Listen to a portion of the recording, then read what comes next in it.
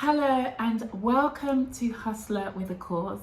I'm Naomi and I'm here again with another video on surviving the last year of my IVA. Now, it's been a while since I was on here, many months to be exact. I'm not sure exactly how long, but it's been a long time. But I do want to keep you up to date with how my IVA is going. And although I'm saying I'm surviving my last year of my IVA, it has actually been extended by a few months. So I'm still in the last year of my IVA. To be precise, I probably have, it ends in September 2027. And the reason for that is because I've had to take some breaks in between. So with an IVA, they sometimes give you some breaks. So if you are struggling to make the payment that month, they will allow you a break and then you can continue the month after. So that's basically what's happened to me. So I called them up this morning, kind of excited, thinking that my IVA was going to end in January 2027, and they said it's actually going to end in September 2027. So a little bit disappointed, but listen, it's still next year, and in the meantime I'm going to be really become more consistent with giving you updates on how the IVA is going. Now in that time, let me just say, I'm not in any way like someone who can give you financial advice, or neither am I an expert on IVAs or on debts and anything like that. If you need advice on those things, then go to Step Change, and there are other charities as well that can help you with that. But I'm just giving you my experience and talking you through my journey, and just the fact that an IVA doesn't have to be the end of your world. Like, yes, you can't get credit, you are very restricted, it's hard to borrow any money and to do anything really, but there are ways in which you can make money, and those ways would be having side hustles, selling online. So that's why this channel is called Hustler with a Cause. This is actually my old logo. I do have a new logo for the brand, so do check that out. And I also will be selling some merchandise as well, cups, mugs, t-shirts, that kind of thing. So yeah, check that out, because it is all about being a hustler with a cause. And when I say hustler with a cause, that title has many meanings to it. One which I'll let you know how it came about on another occasion, because it is quite an interesting story, more to do with a relationship I was in. But also, I just think, like, everybody's on their side hustle and doing their thing, but like, what are we doing with the money that we're making? How are we reinvesting it, or how are we paying off our, getting ourselves out of debt and making sure that we're able to move forward financially in a positive way and create generational wealth for our children. Now, yes, I'm in an IVA. I've been in it for quite a few years. It ends next year in 2027 in September. It was extended mainly because I had to take a few breaks, because fact of the matter is that I have my earnings coming in from my job. My earnings are not really high, but I do a lot of things on the side to make extra money. So that could be selling on Vinted. I also view properties as well, so I earn money from that. Literally anything where I can make a bit of extra money that's illegal, I do.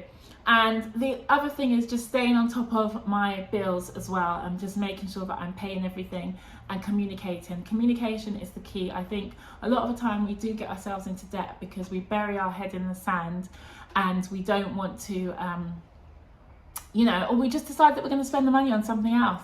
Like, for me, I've never been extravagant. I wouldn't say I'm a big spender, but because my incomings was less than my outgoings, I would probably buy food for the house, food for the kids, make sure everyone's well fed and the fridge is stocked up, and then think, oh, I'll just pay my water bill or my gas bill next month. And that ends up with, they always chase you for your money. Same with council tax. You can never get away from these people. And so I think communication is key, and an IVA really does help when you just want to consolidate everything and just start fresh. But as we know, it does put you back in terms of your credit file goes down, and you can't borrow any money for a long time. So that's the only downside. But like I said, there are ways to make extra money. Now, you do have to be careful with an IVA, because obviously if they see that you're making more money, then they will want more money from you. Okay, so for me, as long as you can prove that the extra money that you're earning is actually going towards things like staying on top of the bills and things like that, clothing for your children, food. It's nothing extravagant. They're essential items that you need to pay for, and a lot of the times it will be, because our income, we wouldn't be in the IVA if we had a really high income, or you could end up in the IVA with a high income, but I'm just saying, like, it's likely that your outgoings are more than what you're earning. So in that sense, as long as you can prove to the IVA that you are spending your money on things that are, you're trying to just basically break even, okay, then you should be fine. The other thing that you can do whilst in the IVA is actually start a business. So I have started a business. I've got a couple of businesses, and one of them I did register as a limited company. Now, you do have to be careful again. There's so many things to consider. Like, for instance, I am in an IVA, but I also am on universal credit, and then I'm also what's the other thing? Universal credit, IVA, and then limited company. Those three things. You think, okay, if you've got an IVA, you can't set up a limited company. You can set up a limited company, because it's actually a separate entity from yourself. You can set up a business even if you're in an IVA. Okay, so all of those things you can still do. So I personally did not want the IVA to hold me back from pushing forward with my ideas. Okay, don't be afraid to earn more money because you're in an IVA.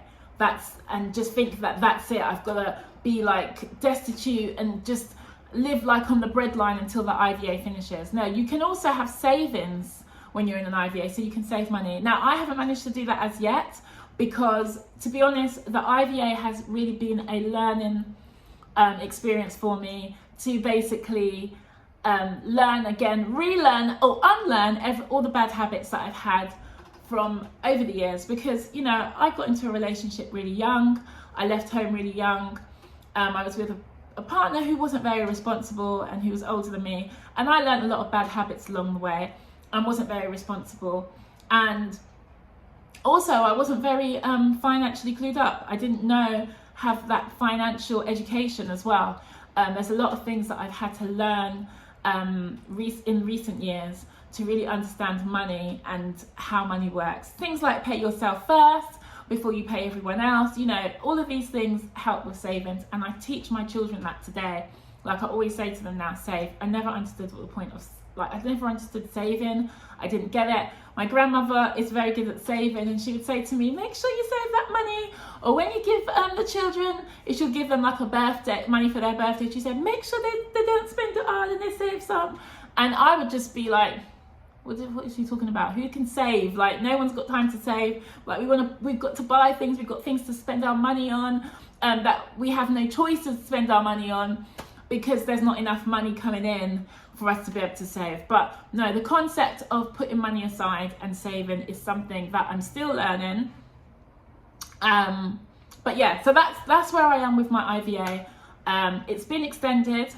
I'm still trying to, not trying, I don't like to use the word trying. I'm still working on understanding financial literacy and educating myself about saving and investing.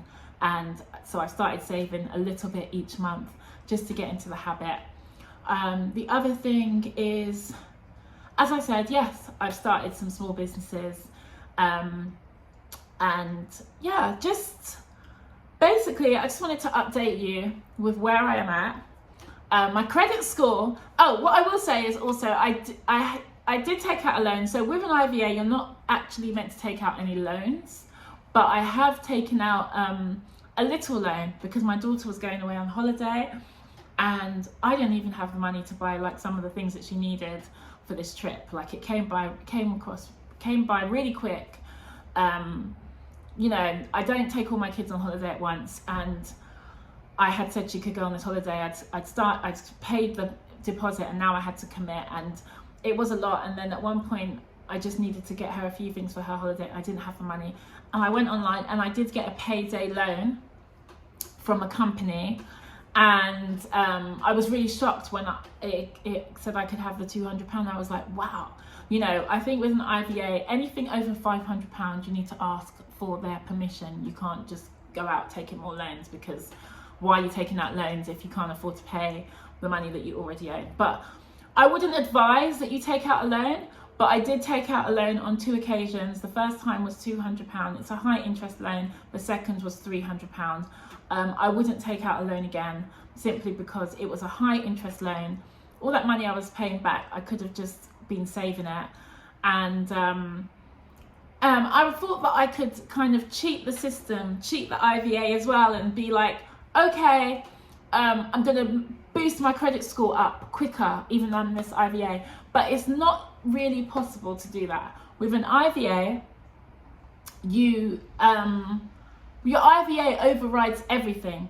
So even if you have a little loan and you pay it all back and you're paying on time, which I was doing, it's like the IVA overrides everything, and so does the default that I have on my account for one with Capital One. And it was such a small amount of money. That's the thing, like it was a very small amount of money, but I did default on it, and that's on my credit file for 6 years. But the Capital One default is not as bad, because the years have gone by and it's near to the end. It's been about 5 years now, nearly 6. But the IVA still overrides everything. So even though I took out a loan with I don't want to say the name of the company, even though I took out a loan, a high interest loan, like a payday loan, and it shows that I have been paying on time and I finished the payments, paid it all back in full, and didn't make the minimum payments but made the right amounts, it increased my credit file a little bit. So my credit score, has gone up. I think it's about, with Experian, I think it's 565. So it's still in the poor category. I'll have to double check that. Still in the poor category, but it is going up. I have seen it go up in the last year. So I'm positive about that. But if I was going to give advice, I would say the main thing to do is just stick with increasing your income, stick with understanding money, and how getting rid of those bad habits, and just focus on those things. Because when you come out of your IVA, it's not a case of, oh, I'm going to just run out and get a loan. Yes, my credit file's now increased, I can go out and get a loan, because you're going to be back to square one. The idea is to basically increase your income and just be more financially literate. So yeah, that's all I have to say on my journey so far. I am going to come back with another video very soon, because there's so much I want to share, but I don't want to pack too much into this particular video. Like I said, you're listening to Hustler with a Cause. Okay, so guys, my advice to you is get those side hustles going, start saving your money. These are the things you can do while you're in the IVA. Get a side hustle or side hustles, start building a pot of savings, and those are the two things. Yeah, increasing your income and start saving, okay? But always make sure that when you increase your income, it's either going into a business that you will have at the end of your IVA, that you can say, yes, I now have a growing business, or the money that you're earning, it's paying off for other things, household things that are essentials, so it doesn't look like you're paying out too much, like you haven't got excess money, because they will come and take it from you. Okay, and at the end of each year, they do ask for a financial statement, so that they can see what you've been doing with your money, and whether you've had this extra money that you could have given to them. So yeah, I'm going to leave it there, guys. Just do your thing, and I will see you next time. Thank you very much. Bye bye.